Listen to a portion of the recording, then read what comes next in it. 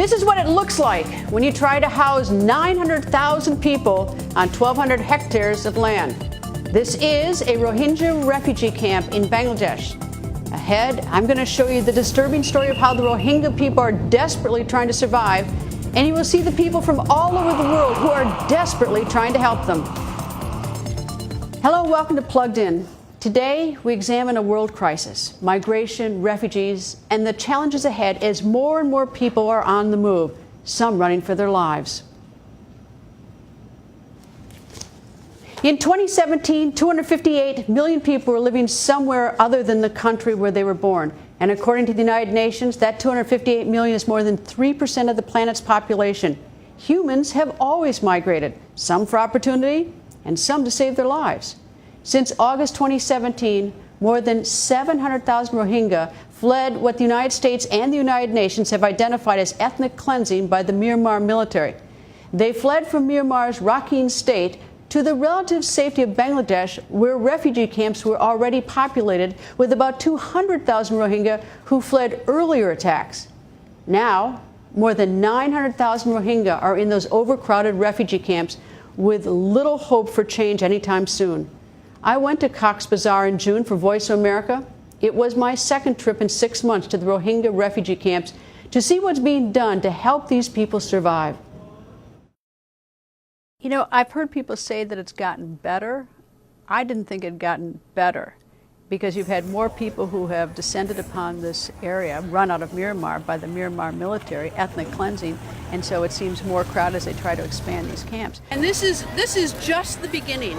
And I honestly don't know how these Rohingya are going to endure this day after day after day. Actually, it's hour after hour after hour. There's another crisis, danger, and this is, you know, this is just unthinkable. Absolutely unthinkable that anyone could suffer like this. And 1 million people are all penned in, they're suffering. But what was even worse this time than when I was there 6 months ago is the monsoon season had set in.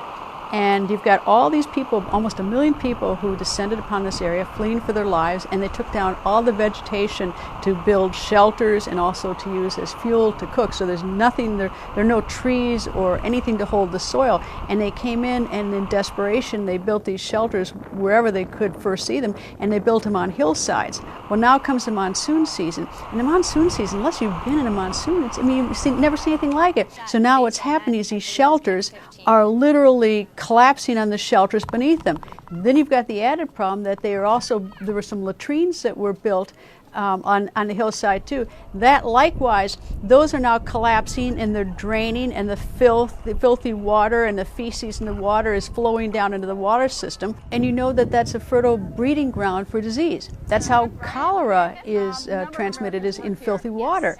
Everyone seems somewhat jubilant by the fact that half the people in the camp they've been able to vaccinate for cholera, but half is 500,000 people, and you've got another 480,000 people who haven't been. And as we got deeper into the camp, we were on a road that got washed away while we were inside the camp by the monsoon. Let's take a look. I mean, it's unbelievable. This is what they're now going to drive across. Right here, take a look at this, and it's straight down, what, about 50 or 60 feet? Straight down. While the roads are impassable and even dangerous, how do you get food in there? What if someone gets sick? And these people are living on top of each other. Well, the one thing that's the sort of redeeming quality about this is that, you know, just like we saw with the boys in the cave in Thailand, there are a lot of really good people out there in the world and from all over the world.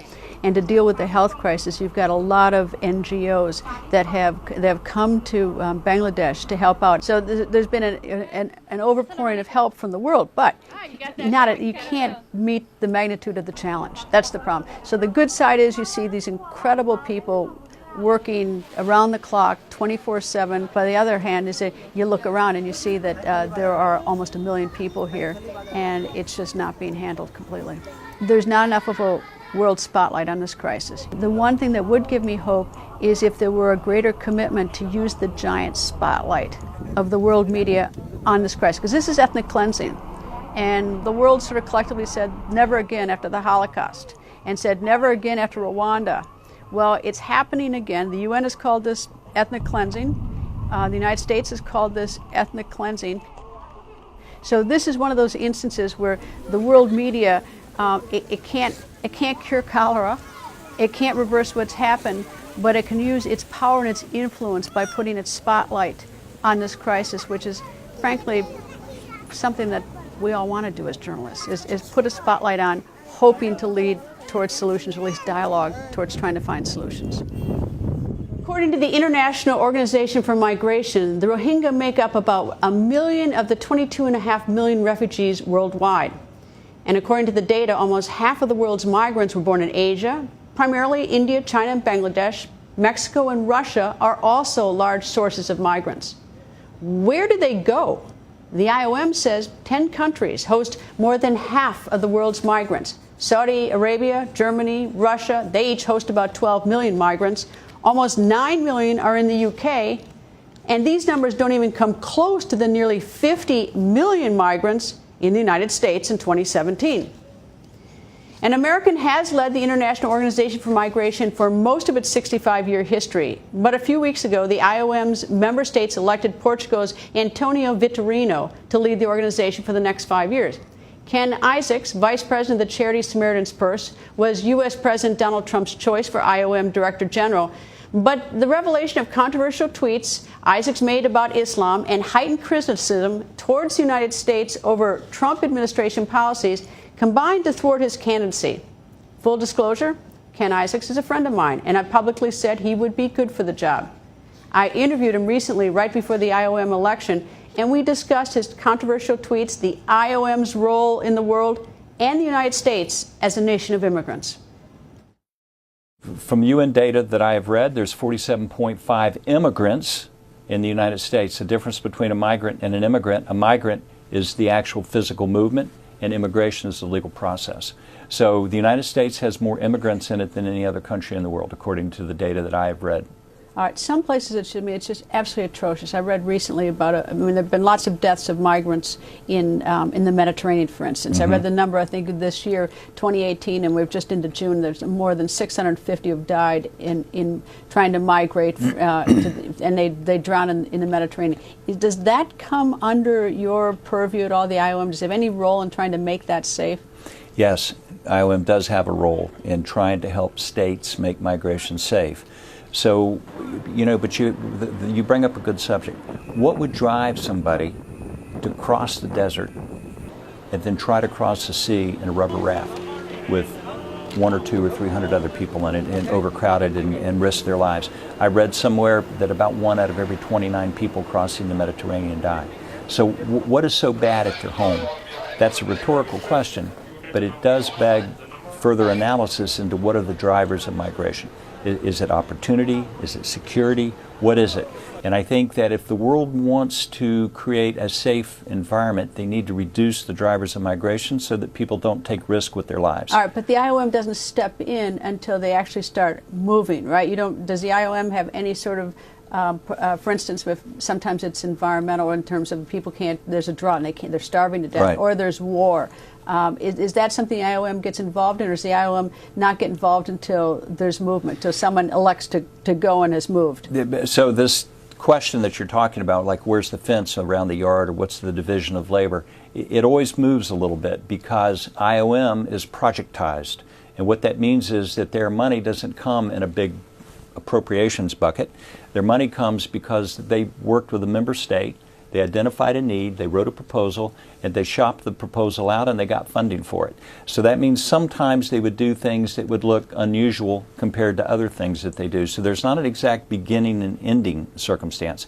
In some situations, IOM would help people as they're actually moving through the desert. They may set up way stations. In other places, I can see IOM be involved in livelihood activities or reintegration programs if people come back to help them settle and pursue a livelihood so that they don't have to leave again, so they aren't forced with those kind of hard decisions. What's the story with your tweets? Because they appear to many people that they're anti-Muslim, and a lot of these migrants are Muslims.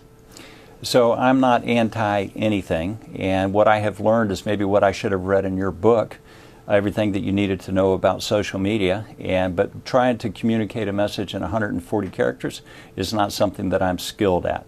But I have told people, look at my life. My life is an open book. My biography, the stuff that I've done. But see, that's just it. I mean, and all of us who know you, I mean, anybody in sort of the refugee world or the humanitarian world, everybody knows Ken Isaacs. And so that's why when you read this, because, I mean, you're the real deal in terms of, like, you were at Cox's Bazar, the Bangladesh refugee camp, long before Nick Kristof and I were there. Yeah. You were there first working. And yet these tweets, they don't sound like you to us. Yeah.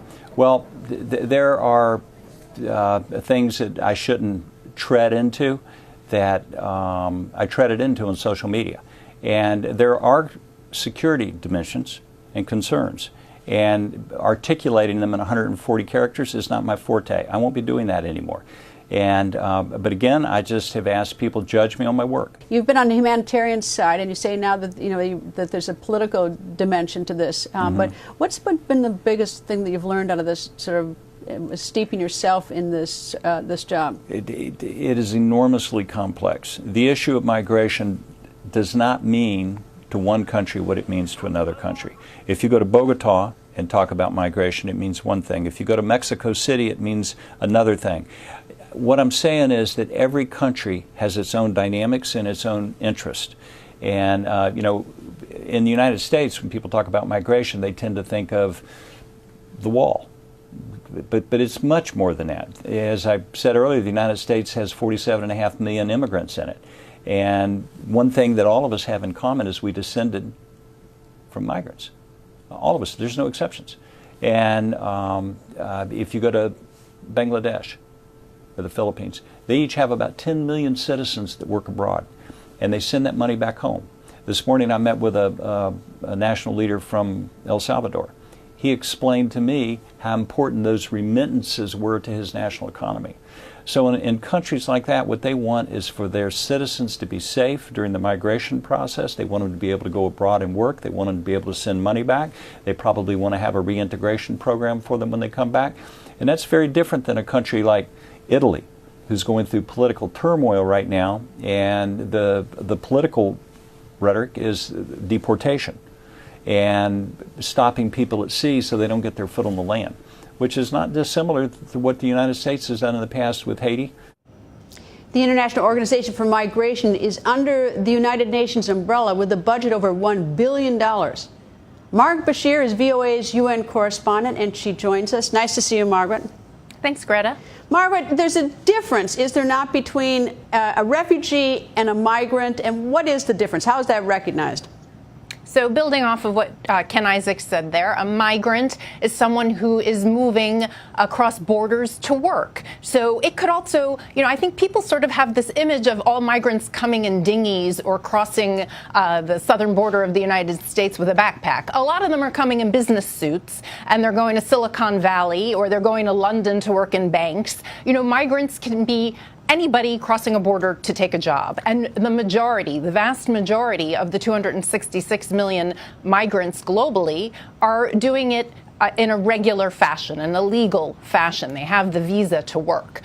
So they're doing it in a safe, orderly way, the vast majority. For refugees, there's a legal definition of a refugee, and that's under the Geneva Convention. And it's a person who's fleeing war, persecution, or violence, and they need international protection. All right, tell me, is there, I take it there's more danger, physical danger, to people who are refugees because they seem to leave in a quick hurry under horrible conditions. What about human trafficking and smuggling? Right. So human trafficking has become a really big problem, particularly in the last few years, as we see conflicts exploding across the Middle East and sub-Saharan Africa, much more refugee movement, also much more migrant movement of the irregular variety. And so people are trying to come up through sub-Saharan Africa to places like Libya, which is in chaos, and then cross into Europe. A lot of those are sub-Saharan men coming to migrate to to Europe to try and find work, but you also have refugees coming from Syria, from Afghanistan. So they all kind of get muddled together at a certain point, I think, is the problem. But the smuggling business generates over $7 billion a year, and traffickers are moving over 2 million people each year, over 30 routes across the world. I mean, this isn't just an issue of people in the Mediterranean. It's a global issue, and they're moving across multiple routes across the world. And once governments crack down on a route, they find a new route. So it's a kind of an ongoing problem. Well, we see these horrible pictures of people suffering, and I want to know is that with the UN focusing on trying to help these people, or even nations focusing or being host to these people who are coming, is there any effort to sort of look at to try to resolve the root cause so that we can sort of diminish the burden on people, fleeing? I mean, like, are we helping with farming, for instance, in Africa, where there's so much is done by hand? Are we trying to mechanize? Are we trying to go to the root causes? Sure. I think one of the UN's major platforms is prevention of conflict, prevention of people needing to move, and excuse me. And so there's definitely a lot of international aid coming from many parts of the developed world to the developing world. There's many different programs in place to try and help resolve issues of human rights abuses, to improve labor markets. There's a youth explosion, Greta, across the world, especially across the developing world, and there needs to be jobs in the home countries for these young people. Otherwise, they are going to migrate, and the developed world recognizes that. And there are definitely programs across many platforms from the United Nations, but also from individual countries. The United States, through USAID, helps a lot in developing countries. So there need to be job creation. There needs to be job creation. There needs to be addressing these root causes, as you say, to try and stem the need for migration. Margaret, thank you. Joining me to examine migration is Dimitrios Papadimitriou, co-founder of the Migration Policy Institute, an independent, nonpartisan, nonprofit organization that analyzes the movement of people on Earth. Nice to see you. Very nice to see you too. Have the numbers of migration, are they growing in the last 15 years? They are growing, but typically they are growing in line with the growing world population. Earlier on, someone mentioned, probably you did, that there are about 3% of the world's people that are on the move. If you went back 10 or 15 years ago, you would have found essentially the same 2.8, 3, 3.1. So about 3% of the people are moving. Do you find that, that we're focusing enough, that the world is focusing on enough, that whether it's nations or UN, on going to the root causes? You see so many disputes, whether it's build the wall or Chancellor Angela Merkel with her. All over we're talking about it, but this is after people have either left as refugees or migrants. What about the source of the problem, whether it's conflict or poverty or climate or starving? We are at a very difficult juncture because unlike crises in the past and wars in the past, the crises that we have been facing in the past 10, 15 years seem to have no end. So that's number one. Number two, yes, people are thinking and talking and spending amazing amounts of money on root causes, development. But there's something funny about putting money on development and aid.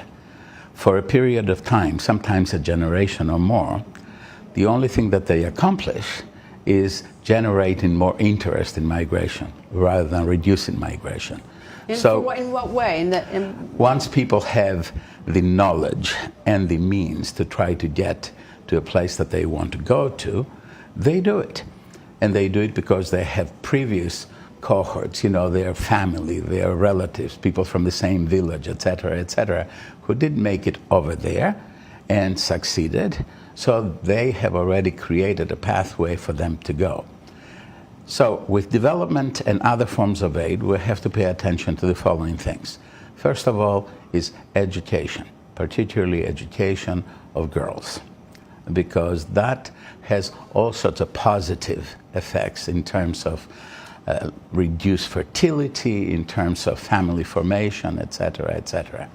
Then you have, as you said earlier, you have to spend money into trying to train people. And of course you have to build infrastructure.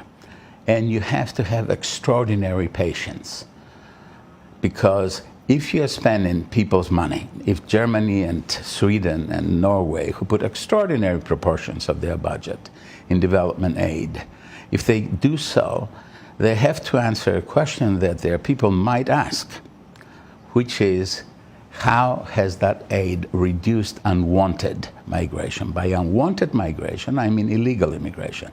None of this irregular migration sort of talk that we hear everywhere. Refugees, as long as they're coming in an orderly way, they can be managed by the rich countries. But people coming in a very, very irregular, in masses, as far as the eye can see, they create this anxiety on the part of national populations, which then forces their government to actually hold back. I think part of the process, I mean, just even from a selfish point of view, is I don't think citizens in any nation understand that it's in their interest to try to take some of the collective money of that nation and try to go to the root cause so that people don't come and then put a burden on their nation. But that's sort of hard to communicate. But one of the things, I was in Jordan recently, where there are a number of refugees who have fled the Syrian war. And the Jordanians have been very welcoming to the Syrians because of the conflict. But now some of the Syrians have come in, at least according to the reports when I was there, and they are getting the jobs and they are undercutting the wages of the Jordanians. So the Jordanians, at least the people I talked to, they're getting a little bit raw with the number of people. Their generosity is now in jeopardy. Right, and competition for resources of all types. Education is a resource. Food. Money in order to be able to train yourself, jobs. All of those things, after a while, it creates large numbers of newcomers, creates a sense of competition. And resources are always scarce. I don't care how rich you are, you don't have unlimited anything. Germany is spending over 20 billion, 25 in fact, billion euro per year on the newcomers. And they have a 5-year plan, and they expect to spend that much money each year for the next 5 years. And that amount is going to be deeply inadequate. Well, there's some migrants you can plan for. I mean, there's planning. You have with refugees, it's oftentimes catastrophic, sudden, and with incredible problems. Like we saw the video of the Rohingya. I mean, this is a catastrophic situation. Absolutely catastrophic, and these people fled with nothing. I mean, most people don't realize that when you're a refugee, you just get up and go. You've watched family members perhaps being murdered. Your farm has been burned down. Your home, you just go. You have no driver's license, no birth certificate. You're a nobody. You're a nobody. You're absolutely right. And in order for us to be able to manage not just migration itself, but also how our people feel about migration, we have to meet 3 tests: safety, orderliness, and legality. Legality is about choosing the people that will come. It makes no difference whether they're nuclear scientists. That's with migrants. You can do that with migrants. That's correct. Because that's not usually so urgent. The safety part comes, you don't want people to be taking the kinds of chances and put themselves into the hands of all of these traffickers, et cetera, in order to sort of crash the gates. But how do you do that? I mean, I've heard so many stories about whether it's a refugee camp or people who are very vulnerable with these migrant situations, which resembles sometimes refugees when they come in droves, is that you have human traffickers, smugglers coming in, and they'll say to a family who's hungry, who's scared, with no future, and say, look, tell your daughter to come with me. I will take her to some big city, and she can go to beauty school, and she become a beautician or do nails, and she'll send the money back. And these people are so desperate, not knowing that that's really not what's happened. That's not going to happen. And that, happens, all too frequently. But all too frequently, people are not as innocent or ignorant as we think we are. In other words, it takes 2 to tango, even in the smuggling business. So you do have an awful lot of people who fall victims to this kind of a song, that somehow everything will be better. But by the time that you reach sort of the final disembarkation point, whether it's Libya, whether it's, the edge of Turkey, whether it is somewhere else, by that time, you're pretty much sure you know what's possible and not. Yeah, Yeah, but for me, I see most of these people I've ever met, they're desperate. It's not like, it's not like this, you would be talking business and where you and I could do a business. I mean, we're really talking about a vulnerability and desperation. And then you combine unexpected factors. I mean, you take the Rohingya refugee camp right now. As bad as it was, it really got worse when monsoon season started. You didn't think it could get worse, but it got worse. And people growing more desperate. And they have nothing to do sitting in these camps, nothing. And we have a responsibility, we people in the West, the wealthier countries, the wealthy countries, to make certain, as much as we can, not that people will not be pushed out of their countries, because that requires a different set of actions, real foreign policy, and things that are really very difficult to do. Sometimes, to intervene, and then outcomes are very uncertain. What we need to do is to make certain that when these people leave their country, and they go to the country adjacent to that we actually create conditions for these people to be able to not just survive or subsist, but to somehow begin to build communities again, to thrive. Well, I keep going back to the Rohingya refugee camp, is that Bangladesh won't let anyone get any education. Exactly. If you can't get any education, because they don't want them to stay there long, so they don't want them to set down their roots, so they won't let them develop those things. That's correct. But if you put billions of dollars into that effort, okay, then you can make a difference, because Bangladesh wants to have the funds, not just for that, but for other purposes. And I don't mean to throw Bangladesh under the fire, because they have been enormously generous and hospitable under unthinkable conditions, and they've been very, very gracious in many ways to these refugees. Anyway, thank you very much for joining us, sir. My pleasure. Updating a story we have been following regarding a pair of Reuters journalists jailed by Myanmar since December for the reporting about a massacre of Rohingya men. Journalists Wa Lone and Ja So-u have now been formally charged with breaching Myanmar's Official Secrets Act when they obtained secret state documents in what a police captain has described as a scheme to trap the reporters. Both journalists pleaded not guilty to the charges, telling a judge they were following journalistic ethics. U.S. Ambassador to the United Nations Nikki Haley called the decision to formally charge these two Reuters journalists as a major setback for press freedom. So far, the Myanmar government has not commented. The next step is a trial before a judge who will deliver a verdict. That trial is expected to last several weeks. That's all the time we have for today. Stay plugged in by liking us on Facebook at Voice America. And you can also like my Facebook page at facebook.com/Greta and follow me on Twitter @Greta. Thank you for being plugged in.